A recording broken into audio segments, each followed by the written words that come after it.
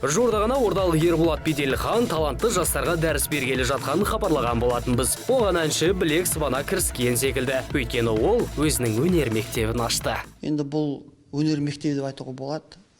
Өзімнің кішкентай кезімнен бастап армандап келе жатқан сол бір арманым еді. Сол бүгін соған қол жетіп отқаныма.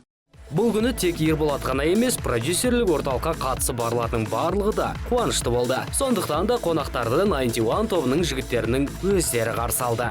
Пожалуйста, у нас сегодня обслужит нас баты, которые делают кофе, и я отвечаю за печеные, отвечаю за вкусные сладости. Айтпақшы, есігін айқара ашқан өнер ордасында сіздер өнердің мына түрлерін меңгере аласыздар.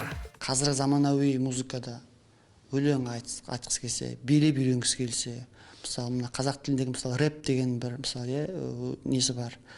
Қалай айтам, енді тай басып жатқан жаңа өзің бір жанр деп ашылып жатырмыз. Солардың мысалы не екенін оны білгісі келсе. Онда Ерболатқа хабарласыңыз. Ол барлығында үйретеді. Бірақ жас ерекшелігіне шектеу бар. Басында мен ойлаған бір 10 жастан бастап ала берем бе деп.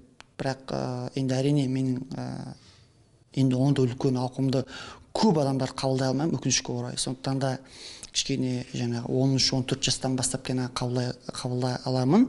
Айтпақшы, оқу ақылы болғанымен гранттық бөлімде қарастырылған. Ол үшін өзіңіздің өнерлі екеніңізді дәлелдеуіңіз қажет. Кім өзінің жаңағы өнерлі екенін көрсетіп жатса, тек қана мен өзім шешім қабылдаймын.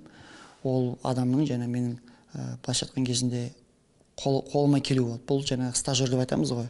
Сол кезде ол ешқандай ақы төлемейді, керісінше мен оның жаңа өз қамқорлығыма аламын деген сөз. Айта кетейік, жуырда ғана ашылған өнер мектебіне қабылданатын адам санына шектеу бар. Оған небары 150 өнерпаз іліге алады. Сондықтан асыққандарыңыз жөн. Іске сәт.